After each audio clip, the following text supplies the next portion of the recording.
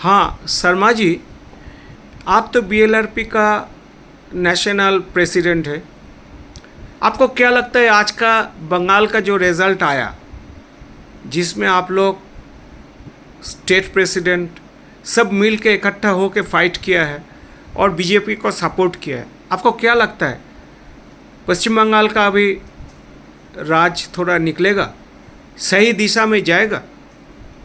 देखिए, आज़ादी के लिए हम लोग जब लड़ाई कर रहे थे उस समय सभी लोग एक कसम खाए थे, संकल्प लिए थे कि व्यापारी हो, मजदूर हो, किसान हो, अधिकारी हो, सभी लोग खुली हवा में आज़ादी की सांस लेंगे। लेकिन यहाँ पे आप देखेंगे तो 15 साल ममता जी का शासन और 35 साल लेफ्ट का शासन। इन लोगों में क्या था कि अगर हमारा सब्जी सड़ा हुआ है, टमाटर, तो हमारे दुकान से ही सामान लेना है। अगर मकान बन रहा है तो हमारे घर, हमारे स्टोर से ही आपको गिट्टी, बालू, सीमेंट, छड़ लेना है, बल्कि सामान खराब ही क्यों नहीं हो। हमने बिहार का चुनाव में भी जब पूरा घूमे, वहाँ भी हमने इनको बिना शर्त समर्थन दिया, भारतीय जनता पार्टी को। क्यों दिया?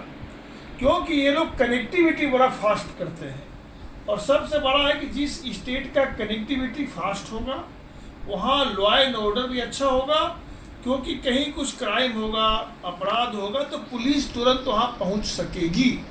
कि 50 साल में क्या हुआ कि सारे इंडस्ट्री बंगाल छोड़ के अलग अलग राज्य में, अलग अलग देश में चले गए, और इससे बंगाल का काफ़ी नुकसान हुआ।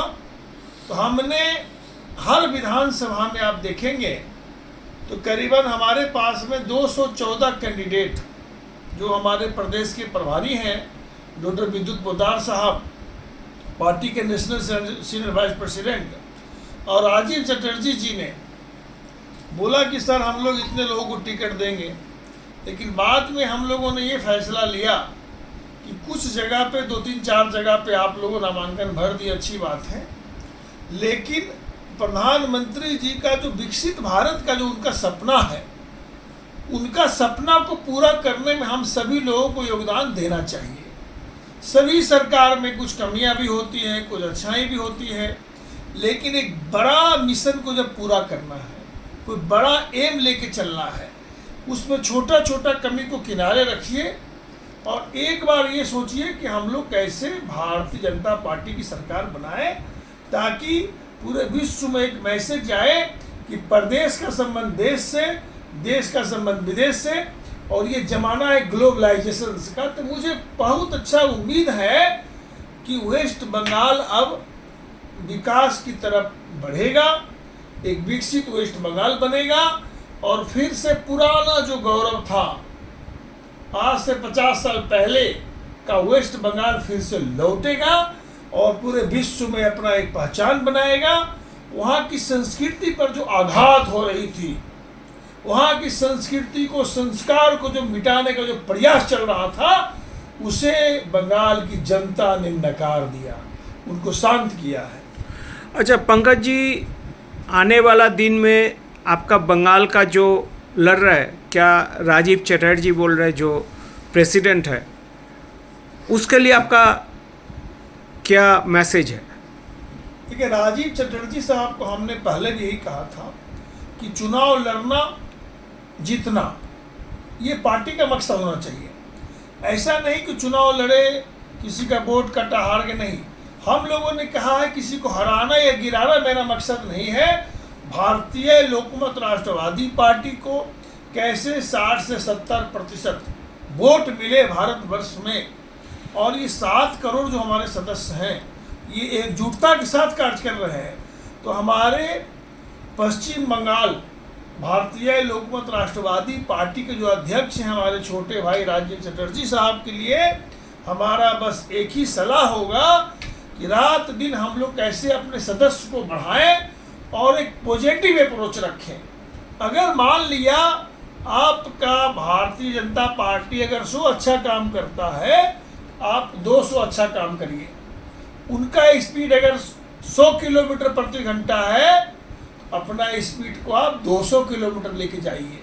आप अच्छे कार्य करेंगे, पब्लिक आपको खुद ब खुद आगे लेके चले जाएंगे, जैसे राजीव चटर्जी साहब के साथ में हमारे सरवारुल दादा अभी पार्टी ज्वाइन की है, बीएसपी को इन्होंने छोड़ा है। काफ़ी अब देखेंगे लेफ्ट, कांग्रेस, टीएमसी के लोग राजीव चटर्जी जी के टच में हैं कि हमें भी भारतीय लोकमत राष्ट्रवादी पार्टी में प्रदेश में जगह दीजिए, हमें अलग अलग प्रकोष्ठ में जगह दीजिए, हमें अलग अलग जिला में जगह दीजिए।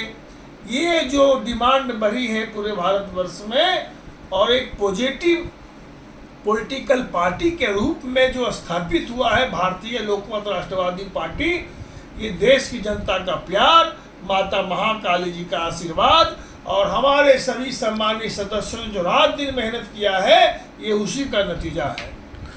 अच्छा पंकज जी, एक चीज़ बताइए, आप किस लिए, किस दिशा को सोच के बीजेपी के साथ गठबंधन किए अब देखिए पश्चिम बंगाल में? वहाँ दो रास्ता चल रहा था। एक चल रहा था कि टीएमसी, अब टीएमसी में हम देख रहे थे कि जो सीपीएम सीपीआई के लोग जो जीभ काट लेते थे, आंख निकाल लेते थे, वही सारे टीएमसी में आ गए थे। तो हमने ये सोचा कि एक तरफ कनेक्टिविटी फास्ट करने के बाद प्रधानमंत्री मोदी जी करते हैं, उनका नेतृत्व को पूरा विश्व ने स्वीकार किया है, और एक तरफ ममता बनर्जी जी, 3 लीडर का नाम आता था जो अपने केबिन में एक ही सोफा, एक ही चेयर, और बाकी लोग ऐसे करके खड़े होते हैं। आज हर माता पिता चाहते हैं कि हमारे बच्चे आईएएस बने, आईपीएस बने, लेकिन जो स्थिति उन्होंने करके रखा था अधिकारियों का, ये बच्चा बच्चा जानते थे।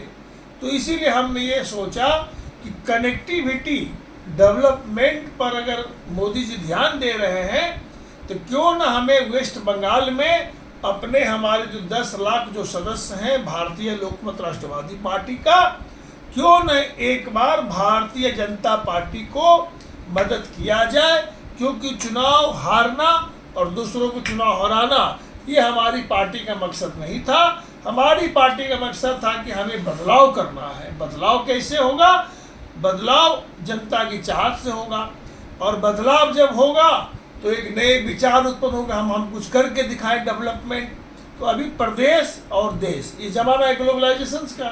93 में गेट एग्रीमेंट हुआ, पूरा वर्ल्ड एक ग्लोबल विलेज बन गया। अच्छा पंकज जी, पश्चिम बंगाल का जनता के लिए आपका क्या सूचना है, और कैसे आप इन लोग को मतलब सेटिस्फाइड कर सकते हैं?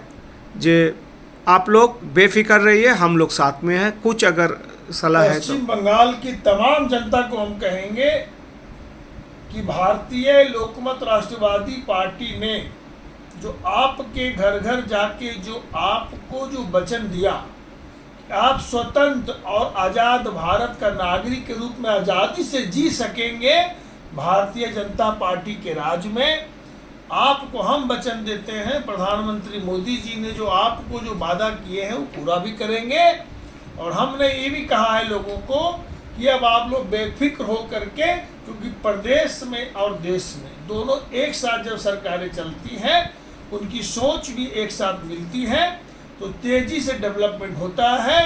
और जो भी ये गुंडागर्दी, जैसे अब उत्तर प्रदेश में देख लीजिए, अपराधियों को पलायन करना पड़ रहा है। झारखंड में अभी सब जाके ले रहे हैं, वहाँ पे अपना मतलब शरणार्थी बने हुए भारत के सारे अगर देखा जाए, तो अपराधियों को झारखंड में जा कर के शरण लेना पड़ रहा है। तो पश्चिम बंगाल की जनता को डरने की कोई जरूरत नहीं है।